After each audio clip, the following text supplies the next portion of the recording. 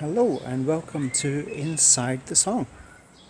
So this is our second episode and we're just going to be looking at Mark Baughman's fantastic song Racing to the Bottom, and he's done a great little video for it, so I'm just going to hand over to him. Enjoy it. My eyes were tight and burning when I came to in the cell with 100 true believers sent to spend the night in hell.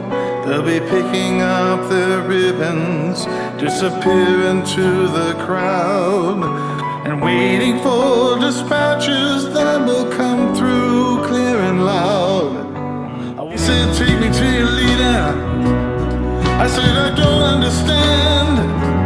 I was only on my way home, wasn't there to make some kind of stand. It's not Selma, it's not Montgomery, it's not 1968.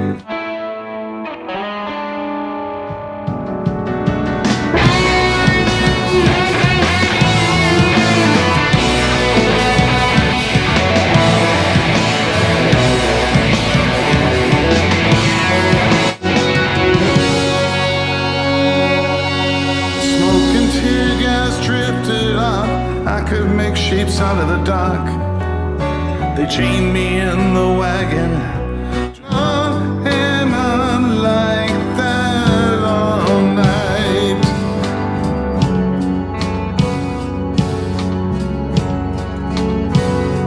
On and on.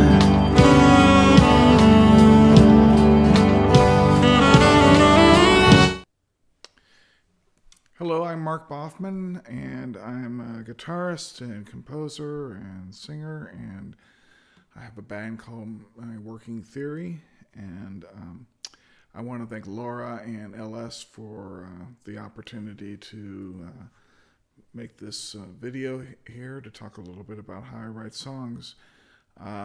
Couple things. I'm going to talk about the song I was just playing some excerpts from. It's called Racing to the Bottom.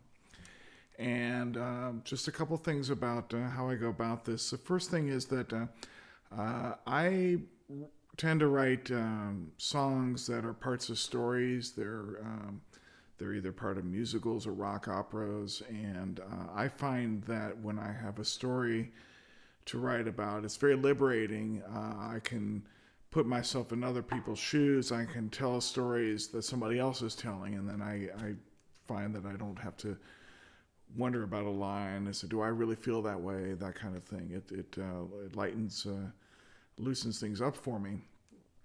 The second thing I wanted to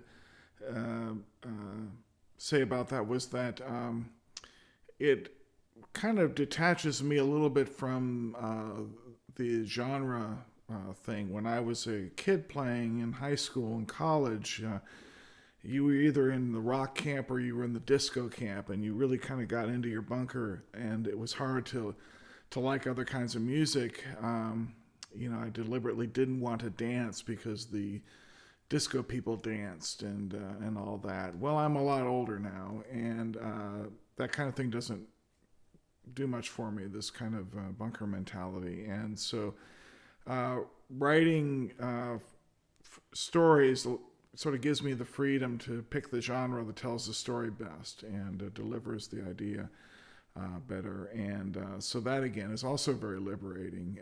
It's a little confusing when you ask people what kind of music I write, because it's all over the place, but then it's very exciting too.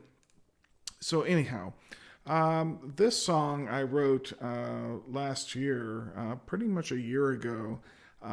It was a response to the killing of George Floyd and the aftermath, and how predictable all of it was. And it was just, and still is, so profoundly sad to me. And so I started to think about this as something that the subjects are things I've been thinking about a lot, and I've written a lot of material about. I did a rock opera called 99, and I think the gist of it was that we're all sort of being used. And but in this one, I thought about poor Mr. Floyd and than all the other people getting caught up in this. And I started working on my 12 string, which is what I write a lot with. I'll have an idea about a song. I may have several ideas running around in my head, and I'll pick up the guitar and I'll start working on some chord progressions, and I'll say, yeah, that's a good one for this song, kind of thing. And then I'll try to get to a progression. And I like these unresolved open chords, whether they're in standard tuning or alternate tuning. But this is kind of an A minor that's just got, I think it's from the beginning. It's Emerson, Lake and Palmer's song that...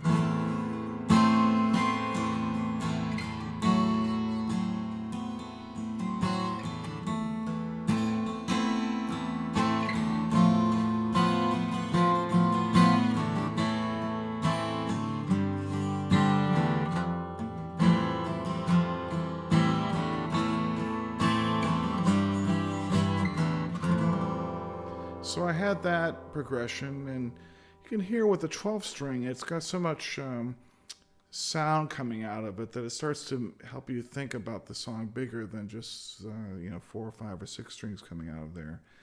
And another big influence on me is Roy Orbison, and I love how so many of his songs just sort of wander through rooms and spaces and take you to places and all that. And that's how this song sort of comes together. I have a verse and then it walks down to a room. It's like walking down the stairs.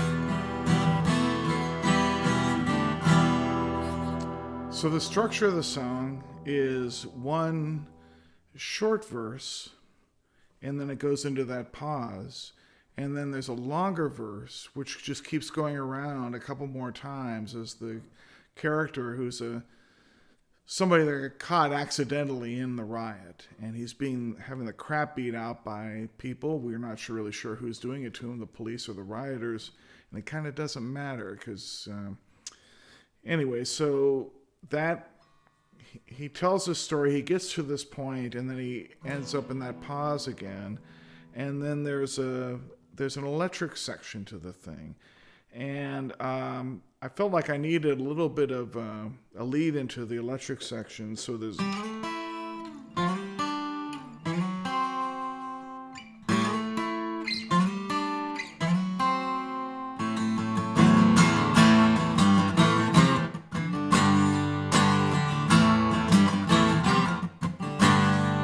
So that electric section is a 7/4 time, and the electric guitar that I'm playing over it is not playing a kind of a melodic solo like I try to do most of the time.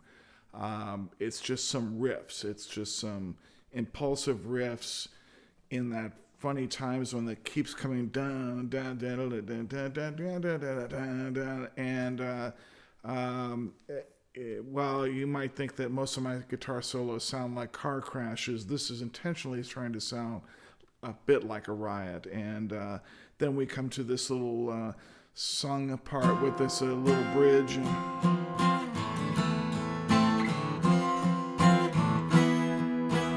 we resolve an E, and then we come back to the A minor part. And now we have a very short verse. And then it goes into this.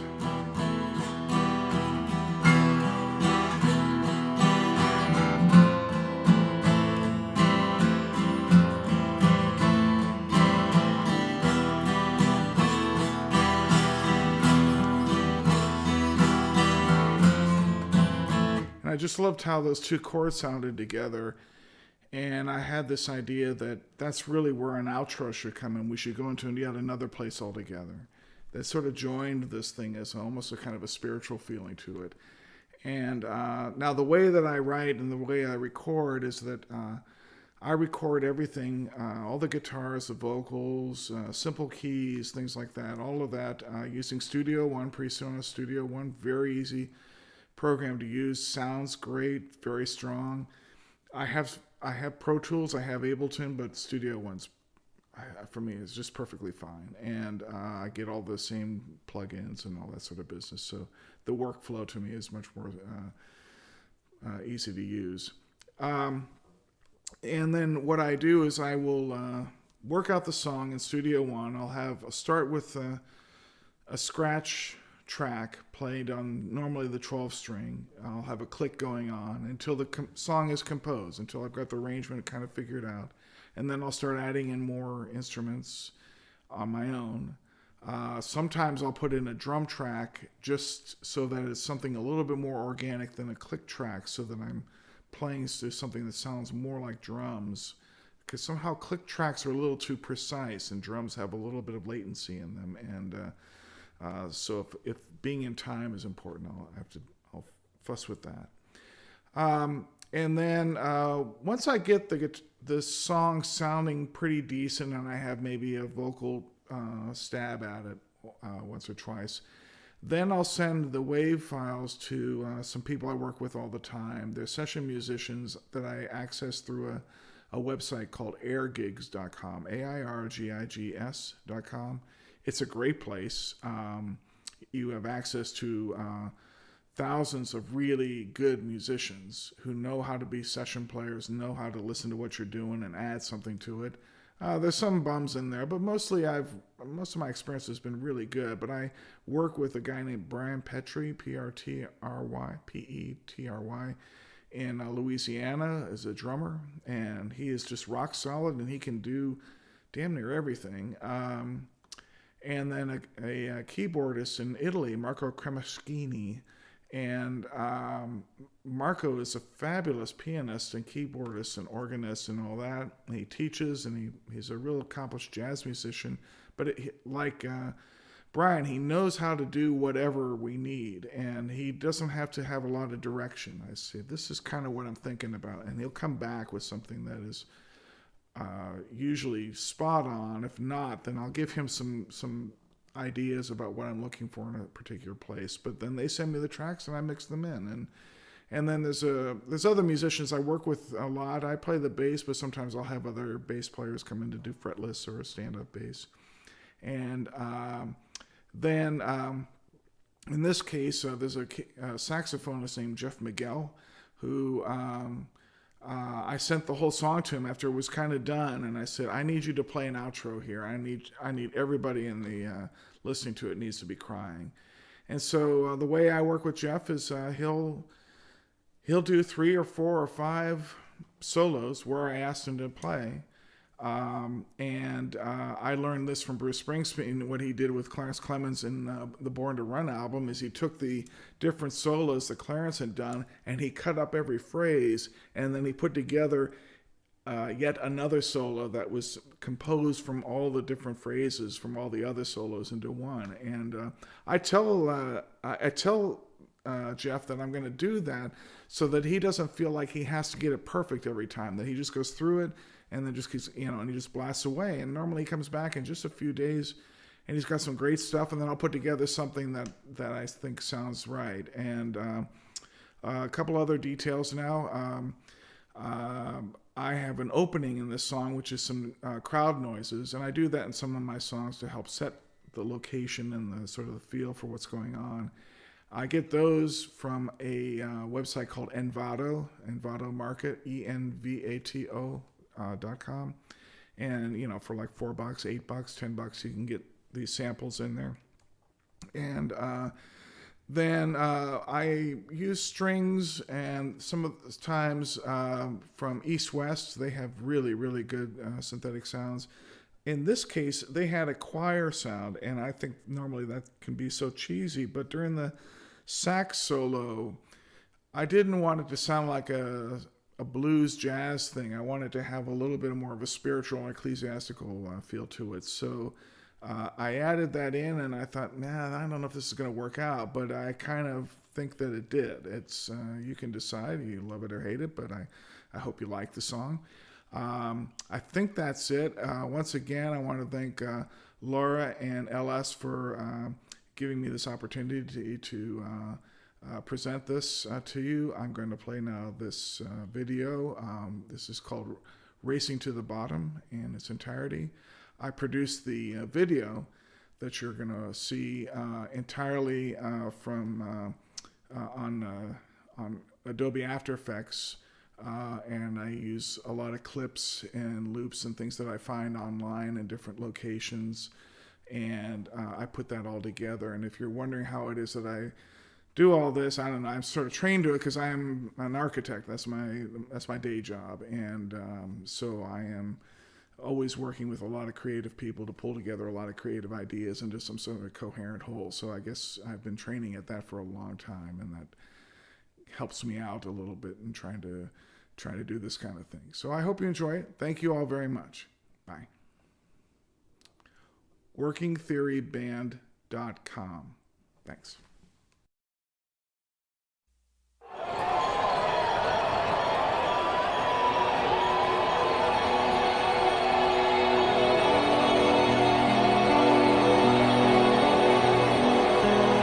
My eyes were tight and burning when I came to in the cell, with 100 true believers sent to spend the night in hell. They'll be picking up their ribbons, disappear into the crowd, and waiting for dispatches that will come through clear and loud. I walked around the corner, there was something going down. Heard a siren from behind me, someone threw me to the ground. They were kicking me as I curled into a ball. Then the boots went marching on, and the sky began to fall.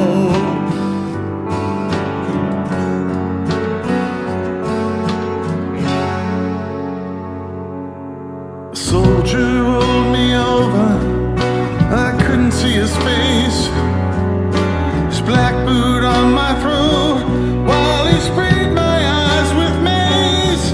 He was acting on instructions, he was answering a call. He pulled me by the collar, threw me up against the wall. He said, "Take me to your leader." I said, "I don't understand.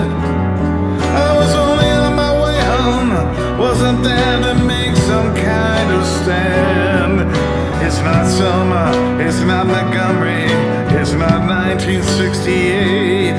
That show's in syndication, and we already paid the freight. I could barely make him out, my eyes all tears and blood. I reached out to touch his face, and he hit me with a club. I heard a woman laughing and then beckoned him away. He gave me one last shove, then headed back into the fray.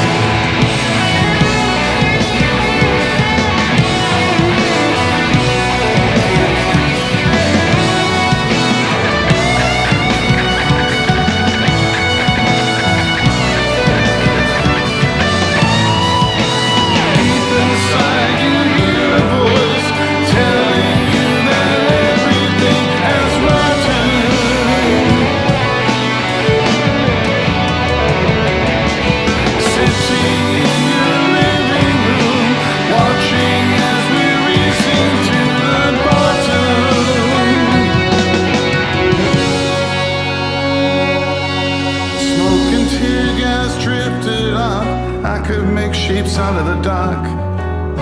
They chained me in the wagon just for being in the park. I passed out in my filth and I woke up to a fight, restless and exhausted.